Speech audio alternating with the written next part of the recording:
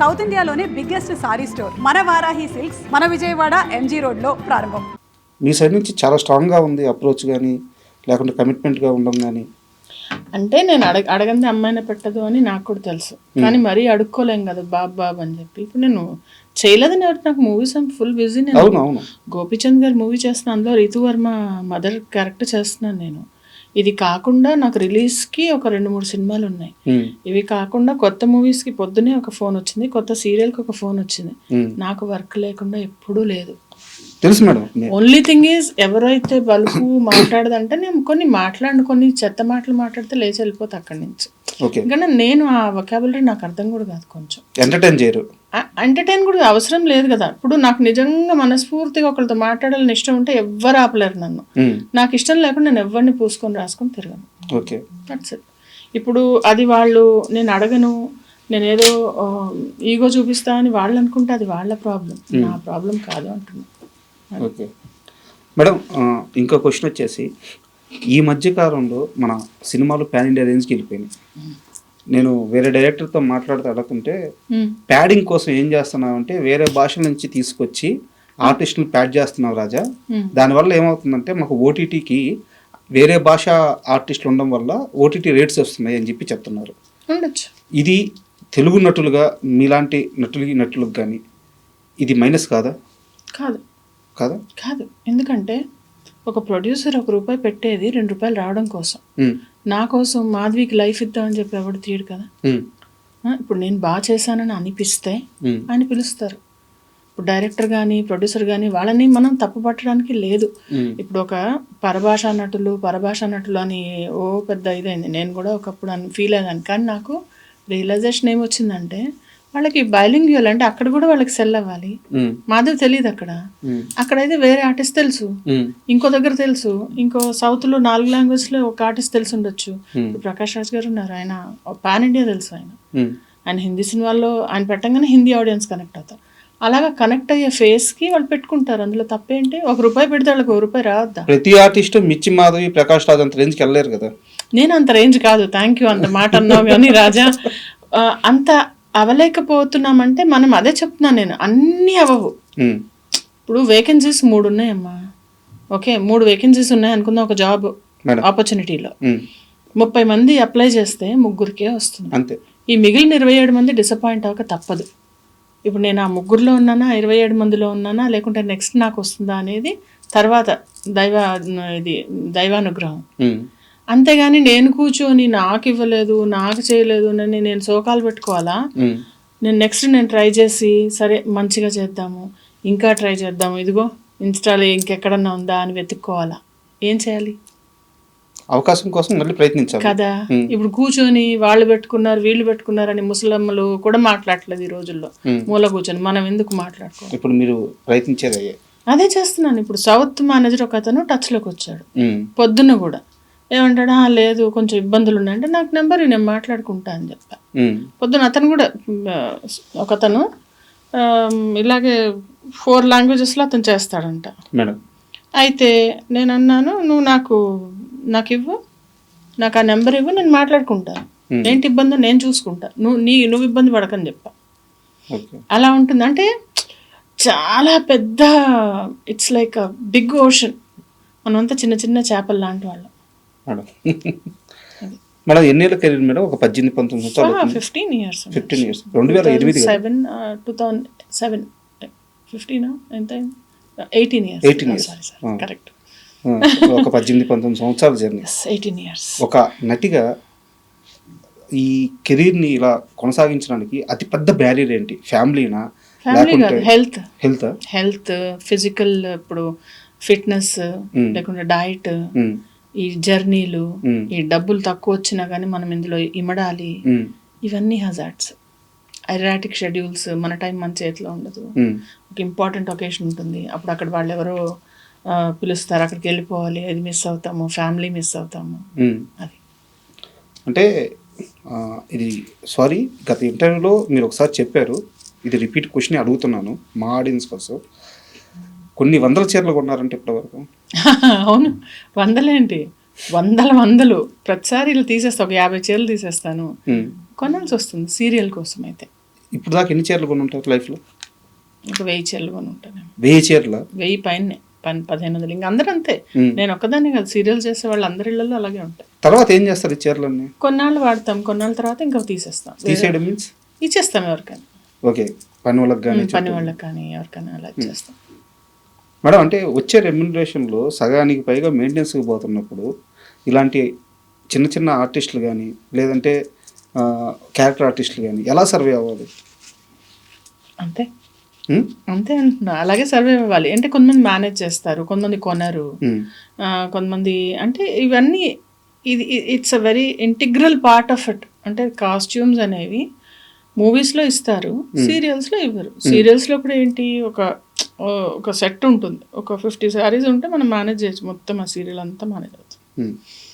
అంటే నేను మీ సంపాదన గురించి తెలుసుకోవాలను, మీరు ఇందాకన్నట్టు తమ్నేల్ పెట్టాలని అడగట్లేదు. ఒక కాల్ షీట్కి ఎంత పే ఉంటుంది సినిమాకి? చెప్పలేను నేను, సారీ చెప్పలేను. సరే, మిర్చి మాధవికి వద్దు, ఒక వెల్ ఎస్టాబ్లిష్డ్ ఆర్టిస్ట్కి ఉంటుంది, బాగానే ఉంటుంది. అది కూడా నాకు తెలియదు, వాళ్ళకి ఎంత వస్తుంది అనేది నాకు తెలియదు, వాళ్ళ విషయాలు మనకు తెలియదు కదా. మీకు ఎంత ఒక 50,000 ఉంటుంది పర్ డే? నేను చెప్పలేను. అది సారీ. ఓకే మేడం, పర్లేదు. అండ్ మీ ప్రభాస్ నేను ఎందుకు అంటున్నాను అంటే, ఆయన సినిమా పేరుని తీసుకొచ్చి మీరు ఇంటి పేరు. ఈరోజు ఆయన ఎక్కడున్నారంటే తెలుగు సినిమా కాదు, ఇండియన్ సినిమాని శాసించే ఆ స్థాయిలో కూర్చొని పైనుంచి అలా చూస్తున్నాడు వాళ్ళతో. సో ఆ మిర్చి టైంలో ప్రభాస్ గారిని చూసినప్పుడు, ఈ రేంజ్లో ఉన్న ప్రభాస్ గారిని చూసినప్పుడు ఏమనిపిస్తుంటుంది?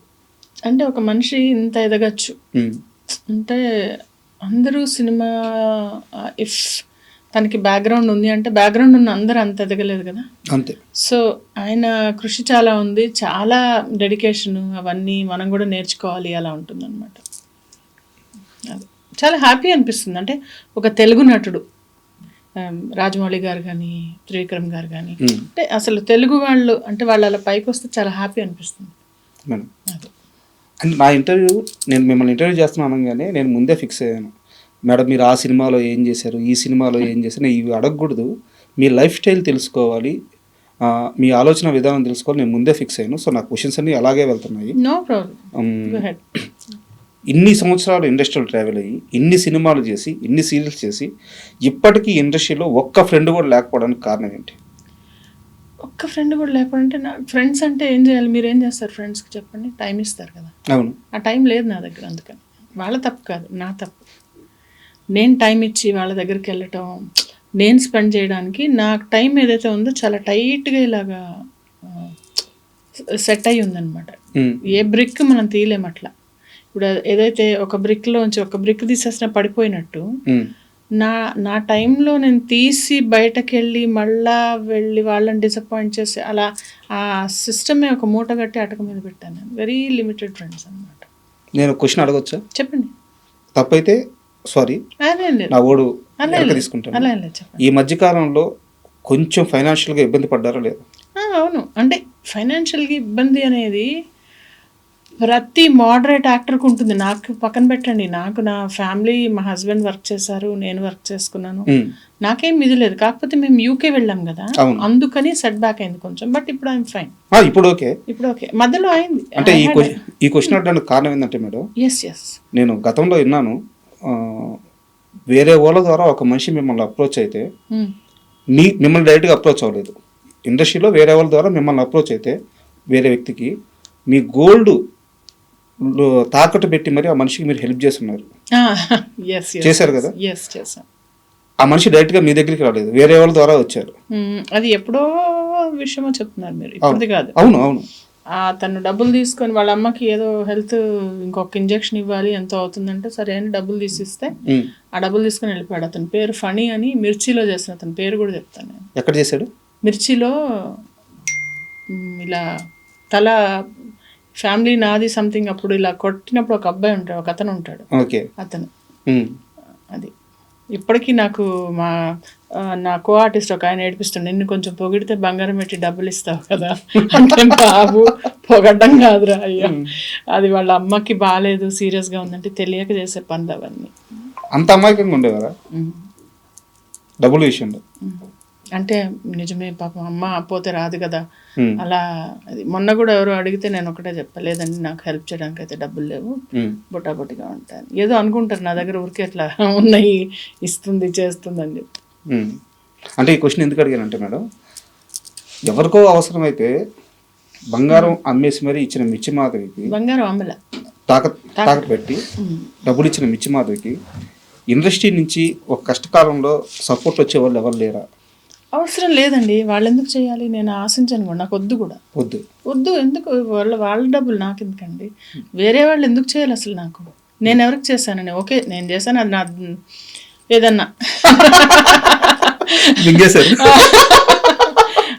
అది వేరే వేరే వాళ్ళు మనకెందుకు చేయాలి, చేసి ఊరికే ఉంటారా, వాళ్ళు ఏం ఆశించకుండా ఉంటారా, ఎందుకు మనకి అవన్నీ కాదా, అవన్నీ అవేం వద్దు మనకి. నాకు ఒక్కటే, ఎవరిని అడిగినా నాకు వర్క్ ఇప్పించండి అని అడుగుతాను, ట్రైనింగ్ ఇప్పించండి, వర్క్ ఇప్పించండి. కానీ ఇక నాకు నా కట్టె కాలే వరకు నేను ముందు రోజు వరకు నేను సంపాదించుకుంటాను. అండ్ చాలామంది చెప్పిన విషయం ఏంటంటే, మొదట్లో డబ్బుల గురించి పట్టించుకునేది కాదు, ఛాన్సులు వస్తే చేసేది. తర్వాత మిర్చి మాధవి ఎలా అయిపోయిందంటే, నాకు ఎంత ఇస్తారో చెప్పండి, మీ ఇష్టం, బట్ ఇస్తానన్నది మాత్రం ఆపితే ఒప్పుకోను. అంతే కదా, అంతే కదా. అంటే కొంచెం నేర్చుకుంటాం కదా, ముందున్నట్టు అమాయకంగా ఉంటాం. తర్వాత కూడా ముందు అవసరం పడకపోయేది, అదే చెప్పాను కదా, ముందు నాకు అబండెంట్ డబ్బులు ఉండేవి, మా హస్బెండ్ జాబ్ చేసేవాళ్ళు. నాకు అవసరం కోసం ఏ రోజు నా ఇండస్ట్రీకి రాలే. కొంతమంది అవసరం కొద్దీ వస్తారు, వాళ్ళ ఏముండదు కదా, నా జాబ్ ఉండేది, నా ఆఫీస్ ఉండేది, నాకు అసలు ఒక్కోసారి అయితే షూటింగ్లో ఒక 20,000 అలా తెచ్చి మేనేజర్కి ఇచ్చి పెట్టేదాన్ని, ఉంచండి మీరు నేను వెళ్ళేటప్పుడు తీసుకుని. ఇప్పుడు 20,000 తక్కువేమో, ఎప్పుడు మాట 18 ఏళ్ల కిందట మాట మాట్లాడుతున్నాను, 15 ఏళ్ల కిందట మాట మాట్లాడుతున్నాను. అలా పర్సులో డబ్బులు ఉండేవి, ఒక్కోసారి అసలు లెక్క కూడా చూసుకునేదాన్ని కదా, ఎంత ఉన్నాయి కూడా చూసుకునేదాన్ని కదా, ఇట్లా తీసి ఇచ్చేదాన్ని. అలా ఉండేవి డబ్బులు ఉండేవి బాగానే. ఇప్పుడు రాను కొంచెం ఖర్చులు ఎక్కువయ్యి అన్నీ కొంచెం ఇది అవుతుంది కదా. అంటే ఒక మనిషి అక్కడి నుంచి ఇక్కడ ఇలా ఈ రేంజ్కి మారిపోవడానికి ఏవో కొన్ని ఇన్సిడెంట్ జరుగుంటాయిగా, మీ కష్టాన్ని దోచుకొని ఉంటారుగా, అలాంటి ఇన్సిడెంట్స్ ఫేస్ చేసిన తర్వాత ఇలా అయిపోయారు? దోచడం అన్నాను, రెస్పాన్సిబిలిటీస్ అంట. రెస్పాన్సిబిలిటీస్ చిన్నప్పుడు పిల్లలకి ఏం ఖర్చు ఉంటుంది, పెద్ద అయ్యే కొద్ది వాళ్ళ ఖర్చులు ఎక్కువ అవుతాయి కదా, మీకే తెలుసు. ఒక బ్రాండెడ్ షర్ట్ కొనాలంటే ఎంత అవుతుంది, పైగా ఇద్దరు చదువుకుంది ప్రీమియం ఇన్స్టిట్యూట్స్ లో, మా ఇద్దరు అబ్బాయిలు ఇంజనీర్లు, ఎంఎస్ చేశాడు అబ్బాయి, వాడు ఒకడు విఐటి ఒకడు ఎస్ఆర్ఎం. అంటేనే అసలు ఎస్ఆర్ఎం ఇంజనీర్ అంటేనే మీకు అది ఫుల్ అసలు ప్రైవేట్ యూనివర్సిటీస్ అవి. ఇంటి కోసమే ఖర్చు పెట్టాను నేను, దుబారా చేసింది లేదు, ఎగరేసింది లేదు, ఏం లేదు. అలా మీకోసం మీరేం చేసుకున్నారు ఈ 18 ఏళ్ళ కష్టంలో? నా కోసం నేనేం చేసుకోవాలంటే, ఇదిగో ఇలా బట్టలు కొనుక్కున్నా, 1500 చీరలు కొనుక్కున్నా, వంటలు చేసుకొని శుభ్రంగా తిన్నా, ఐఎమ్ హ్యాపీ. అంటే ఒకటేంటంటే నాకేం కావాలని నేను తెచ్చుకుంటాను. నేను ఏ రోజు ఐఎమ్ నాట్ డిప్రైవ్డ్. అంటే డిప్రైవ్డ్ అంటే తెలుసా మీకు, దానికోసం తహతహలాడను, తప్పించను, ఏ వస్తువు కోసం, మనిషి కోసం, ఏ విషయం కోసం, అదేం ఉండదు.